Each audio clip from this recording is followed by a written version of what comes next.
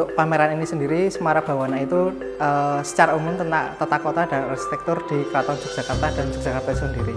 Nah, kemudian Semarak itu seperti tempat, kemudian wingit dan suatu ruang begitu, dan Bawana itu dunia. Jadi penggabungan antara makrokosmos dan mikrokosmos di situ, di mana nanti ada penjelasan tentang bagaimana Yogyakarta itu membentuk suatu tata kota yang menjadi kerajaan modern sampai saat ini begitu. Dan Yogyakarta itu disinyalir menjadi tata kota kerajaan modern terakhir sampai saat ini begitu. Karena setelah Perjanjian Giyanti, Yogyakarta itu mulai dibangun dan itu menjadi salah satu kerajaan baru begitu. Di ruang pertama itu ada 4 umpak dan 1 arca begitu, patungnya Dewa Wisnu, di mana itu perlambang untuk Dewa Wisnu itu sendiri sebagai Tuhan ya begitu. Dan umpak-umpaknya itu perlambang sebagai seluruh papatnya sendiri. Dan kenapa dilambangkan umpak? Karena pamerannya tentang arsitektur itu sendiri begitu. Sketsa ini penggambaran, karena pada saat itu kan belum ada foto dan kemudian hanya ada lukis, dan ini merupakan penggambaran tidak 100% akurat bahwa ini merupakan Pangeran Mangkubumi yang selanjutnya menjadi Hamengkubuwono pertama. Dan ini ilustrasi beliau sedang menunggang kuda, karena beliau gemar dan kegemarannya pada saat itu yaitu menunggang kuda. Perjanjian Giyanti itu sangat panjang dan panjang, dan ternyata ada 2 bahasa di sini, yaitu bahasa Belanda itu sendiri dan bahasa Jawa menggunakan aksara Jawa begitu. Dan ini merupakan salinan atau scan dari naskah aslinya. Dan ini merupakan tanda tangan yang pada saat itu hadir, yaitu dari Pangeran Mangkubumi sendiri, dari VOC, dari Pakubuwono kedua. Nah, itu ada di situ. Nah, untuk poin-poin pentingnya atau pasal-pasal pentingnya ada di bagian sini. Nah, ini Perjanjian Giyanti ya. Jadi yang pertama seperti Pangeran Mangkubumi mendapatkan gelar menjadi Hamengkubuwono dengan gelar sampai dengan Khalifatullah, kemudian berasal 2 itu senantiasa diusahakan kerjasama dengan VOC. Jadi sebenarnya Palianagari itu ya memang kedua calon raja dan calon raja yang berkonflik itu mendapatkan keuntungan, tapi bagi VOC juga dia punya kepentingan di situ agar dia mendapatkan kepentingan baik itu dia secara ekonomi maupun secara militer juga begitu. Nah, ini bisa dibaca di sekitar sini gitu. Maket awal mula pendirian Keraton Yogyakarta itu sendiri, di mana Keraton Jogja itu masih menganut kepercayaan Hindu, di mana Pangeran Mangkubumi atau Hamengkubuwono pertama itu mencari lokasi yang datar dan diapit sungai, karena memang sungai itu menjadi sumber penghidupan dan kebutuhan juga pada saat itu. Kerajaan itu harus membuat setidaknya 4 bangunan minimal gitu, di mana keraton itu sebagai pusat pemerintahan, kemudian ada alun-alun di situ sebagai penggambaran demokrasi yang ada, kemudian ada masjid gede mesti di sisi baratnya sebagai perlambang tentang religius, tentang ketuhanan dan spiritual, dan kemudian mesti ada pasar di mana itu merupakan pusat perekonomian. Nah, di situ menjadi pelengkap berdirinya suatu ibu kota maupun kerajaan. Dan sampai saat ini kalau teman-teman baik tahu juga di setiap kabupaten kota itu juga menganut hal tersebut, karena memang pada saat itu pusatnya keraton itu juga menurunkan kepada bupati-bupatinya untuk menyerupai hal tersebut di masing-masing kotanya.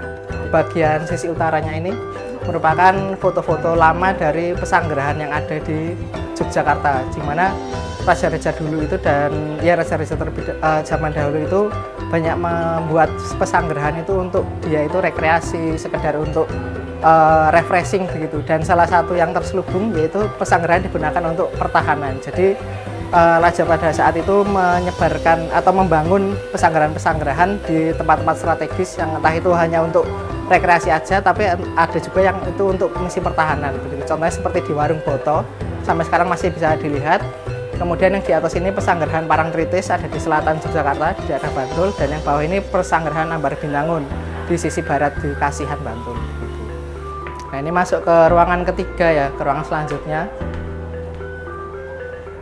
Ruangan ketiga ini kita disambut dengan koleksi, yaitu ada peksi beri, di mana sang penjaga ini merupakan fauna yang banyak ditemukan nanti di Keraton Jogja itu sendiri maupun di arsitektur-arsitektur yang ada. Dan nanti banyak termasuk motif batik pun nanti juga memakai motif ini. Jadi kalau saat ini peksi beri itu diartikan seperti burung Garuda begitu. Masuk ke selanjutnya, di mana di sini pengunjung nanti akan merasakan experience melewati jembatan yang dimana dahulunya dermaga atau jembatan ini itu digunakan untuk raja dan keluarganya untuk menuju ke Taman Sari menggunakan sampan begitu. Jadi memang Taman Sari itu benar-benar water castle begitu. Nah, di bagian ini sembari menikmati experience ini, di sini kita menjelaskan tentang Kali Larangan. Di mana Kali Larangan itu di mana pada saat itu Keraton Jogja itu membuat sudetan atau bendungan yang disudet dari Kali Winongo untuk mengairi daerah keraton, mulai dari Masjid Gede sendiri, Keraton Jogja sampai dengan Taman Sari itu. Jadi nanti bisa dilihat di peta ini di Kali Larangan itu di mana dia menyedot dari Kali Winongo di bagian barat, kemudian dialirkan menuju tengah kota sampai dengan wilayah keraton. Nah, kemudian setelah itu, setelah memasuki keraton, Kali Larangan ini kembali ke arah Kali Winongo untuk dibuang kembali begitu. Jadi pada saat itu memang kebutuhan air di keraton itu menjadi hal yang wajib ada begitu, karena kan untuk pengairan dan kebutuhan sehari-hari ya, dan itu merupakan kebutuhan yang harus diadakan begitu. Nah, selanjutnya setelah Kali Larangan ini sudah tidak ada, akhirnya digunakan secara fungsional. Jadi memang benar-benar fungsional seperti yang kita tahu di daerah Kauman itu dahulunya banyak menjadi sentra batik dan banyak saudagar batik di sana. Nah, Kali Larangan ini juga berfungsi untuk mencuci batik dan kebutuhan industri batik pada saat itu di daerah Kauman begitu.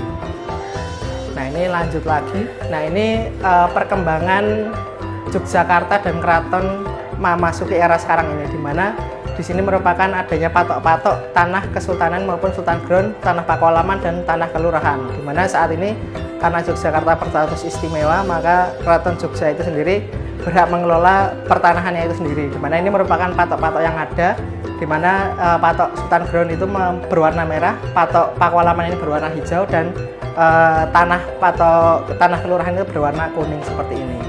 Dan ini ada pengelolaan dari Danais juga. Nah, ini tata kota Yogyakarta di era modern saat ini begitu.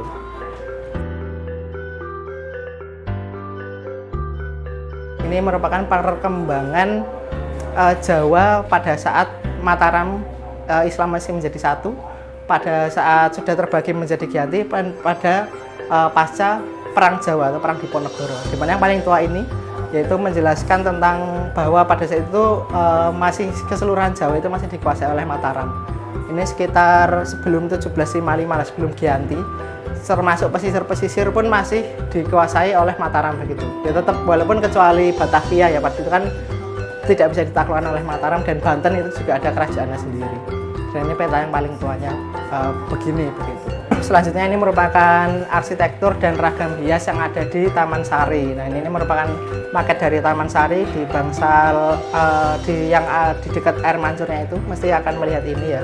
Kemudian ini merupakan yaitu tadi sengkalan yang ada yang banyak kita tempatkan di depan, di mana ini merupakan ornamen kayu dari sengkalan yang ada di Taman Sari itu sendiri begitu. Dan ini asli untuk ragam hiasnya. Ini kita lebih banyak akan memamerkan dan menampilkan arsitektur Jawa itu secara lebih detail, termasuk kita disambut di awal itu ada 2 soko. Di sini soko itu merupakan tiang penting di mana berdirinya suatu bangsal maupun suatu joglo yang ada di Keraton Jogja itu sendiri ya. Nah, terus ragam hiasnya pun ini nanti juga masing-masing ada memiliki keunikan dan ciri khasnya masing-masing, sama ada kegunaannya masing-masing begitu. Selain untuk memperindah, seperti ini bentuknya seperti wajikan, nanti ada yang soko yang lainnya juga gitu. Dan soko ini nanti akan banyak ditemui di bangsal-bangsal yang berbentuk joglo di Keraton Jogja begitu. Ini wewangunan dalam. Di wewangunan dalam ini merupakan asli, jadi kayak patahan asli dari masing-masing bagian begitu. Nah, ini merupakan pagar asli dari bangsal Ponconiti yang ada di depan, dan termasuk logo pameran ini pun kita terinspirasi dari hias di pagar bangsal Ponconiti ini yang kita modifikasi begitu. Ini pagar seperti ini, dan kemudian ini kaca patri, di mana di era Sultan Hamengkubuwono ke-8 banyak terpengaruh oleh kebudayaan arsitektur dari Eropa begitu, dan termasuk kaca patri ini masuk ke Keraton Jogja. Termasuk yang paling mencolok dilihat di Keraton Jogja itu ada di bangsal Mandolo Sono, di mana itu terdapat kaca patri berhias ornamen musik-musik barat seperti biola, kemudian violin dan lain sebagainya. Nah, kemudian ini merupakan tretesan atau lisplang, di mana untuk agar air itu tidak jadi genteng itu agar menetes begitu dan mengikuti alur-alur yang ada. Gitu. Nah kemudian ini ada kebenan, ya jadi dan di keraton banyak sekali bentuk lisblang seperti ini, termasuk nanti pada saat pintu keluar juga ada, di bangsal Kencono pun ada, dengan motifnya yang berbeda-beda. Begitu. Dan ini ada keben, di mana ini untuk mengunci bagian atas atap pendopo pada saat itu, di mana kebenan ini pun memiliki lambang juga. Karena biasanya kalau yang ada di Masjid Gede untuk kebenan ini biasanya berbentuk seperti nanas begitu, karena kan dia menggambarkan hablum minanas ya, untuk bahwa ruangan itu tuh digunakan untuk hubungan antara sama manusia gitu. Nah kemudian ini juga ada genjo, genjo ini juga fungsinya untuk mengunci dari kayu-kayu yang ada di joglo itu sendiri. Dan ini bisa dilihat nanti ada bagian-bagiannya, bagian-bagian dari arsitektur yang ada di Keraton Jogja dan Jawa itu per bagian pun ada namanya dan ada filosofinya begitu. Dan termasuk ini merupakan perkembangan atau joglo yang ada di Jawa, di mana yang paling paling mudah atau paling sederhana itu ada tajuk, kemudian nanti ada limasan juga, dan masing-masing bentuknya pun berbeda walaupun mirip ya. Dan kemudian yang paling advance itu yaitu joglo itu sendiri, di mana ambil dari toponimi tajuk loro, jadi joglo. Begitu. Jadi tajuk yang awalnya bentuknya segitiga aja, kemudian dibuat dua, akhirnya dia membentuk seperti pendopo atau joglo pada saat ini yang kita tahu. Kunci juga, dan ini merupakan kolom utama yang dia bentuknya secara vertikal, di mana dia biasanya di tengah-tengah joglo atau bangsal itu sendiri. Dan dodo peksi yang ini merupakan dodo peksi asli yang diambil dari Keraton Pleret pada saat itu, di mana pada saat Keraton Mataram itu masih menjadi satu ya. Betul. Ya, dan ini tidak dipakai di Keraton Jogja, hanya disimpan karena kan memang seperti warisan dari keraton sebelumnya begitu. Dan untuk fun fact-nya di dodo peksi ini ada hiasan yang mengeliling ini membentuk lafaz Allah begitu.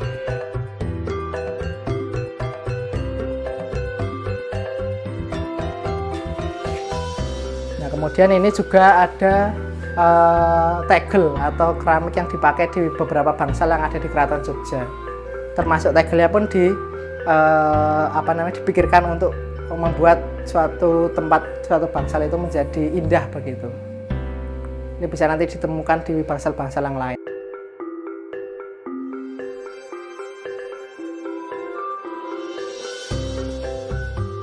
Ini masuk di ruangan Buron Wono dan Rampogan, di mana yang Buron Wono itu merupakan hewan-hewan yang memang itu diburu oleh raja maupun keluarga raja. Dan Buron Wono itu ada berbagai macam ya, seperti yang paling banyak diketahui yaitu rusa, karena seperti di selatan keraton kan ada panggung Krapyak. Nah itu dahulunya memang untuk berburu, karena di sekitar panggung Krapyak dahulu memang masih hutan. Area dulu raja dan pangeran-pangeran itu dari atas, kemudian entah itu ditombak, entah itu langsung menggunakan alat-alat pada saat itu sebelum ada pistol begitu. Termasuk masuk adanya senjata api, akhirnya dia menggunakan senjata api juga gitu. Ini juga bisa menjadi seperti pertunjukan selamat datang untuk para pejabat-pejabat tinggi Belanda pada saat ke Keraton Jogja, bahwa ternyata memang Keraton Jogja itu tidak bisa disepelekan begitu, karena bisa menghadirkan seperti ini juga dan menjadi sarana untuk mengintimidasi pihak-pihak kolonial pada saat itu.